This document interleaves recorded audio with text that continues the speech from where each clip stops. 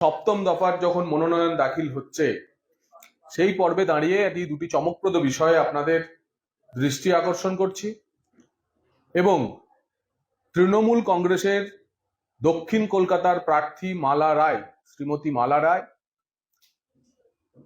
এবং বসিরহাটের প্রার্থী হাজী নুরুল ইসলামের মনোনয়নে গুরুতর গলদ রয়েছে, যা আমাদের বিচারে আইন মেনে হয়নি, নির্বাচনী বিধি মেনে হয়নি। তাই ভারতীয় জনতা পার্টির পক্ষ থেকে আমাদের সংশ্লিষ্ট প্রার্থীরা ওই দুই প্রার্থীর মনোনয়ন বাতিলের আবেদন জানিয়েছেন।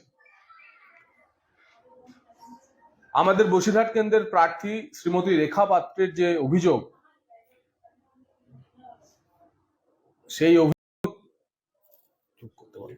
সেই অভিযোগ হলো হাজী নুরুল ইসলাম পঞ্চদশ লোকসভার সদস্য ছিলেন, তিনি লোকসভার মেম্বার ছিলেন।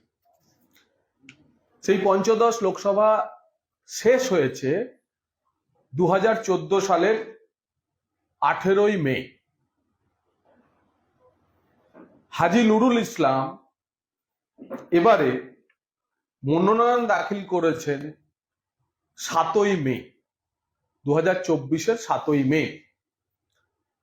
নির্বাচনী যে হলফনামা জমা দিতে হয়, সেই হলফনামা অনুযায়ী কোনো প্রার্থীর শেষ 10 বছরের যদি কোনো কারণে কোনো ধরনের সরকারি পরিষেবা নেওয়া বা সরকারের থেকে নেওয়া কোনো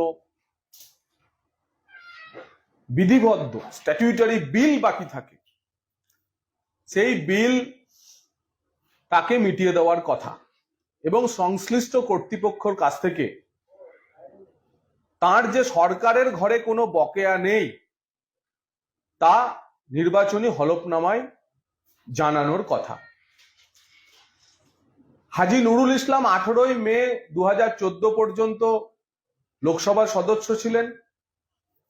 তিনি মনোনয়ন দাখিল করেছেন 7ই মে 2024, অর্থাৎ 18ই মে 2014 থেকে তার 10 বছর পূর্ণ হওয়ার কথা। 18ই মে 2024 10 বছর, কিন্তু সেই 10 বছর পূর্ণ হওয়ার 12 দিন আগে তিনি মনোনয়ন দাখিল করেছেন।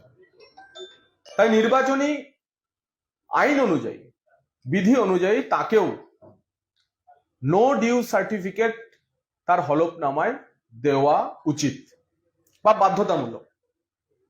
কিন্তু আমরা হাজী নুরুলের যে মনোনয়ন দেখেছি, তার হলফনামা দেখেছি, তাতে তিনি নো ডিউ সার্টিফিকেট জমা দেননি। and it's a defect of substantive nature. সেই কারণে আমাদের প্রার্থী রেখা পাত্র হাজী নুরুলের মনোনয়ন বাতিল করার আবেদন নির্বাচন কমিশনের কাছে জানিয়েছে। আপনারা জানেন যে বীরভূমে আমাদের যে প্রার্থী ছিলেন প্রাক্তন আইপিএস শ্রী দেবাশিস ধর, তার মনোনয়নও নির্বাচন কমিশন এই নো ডিউ সার্টিফিকেট জমা না করার জন্য বাতিল করেছিল।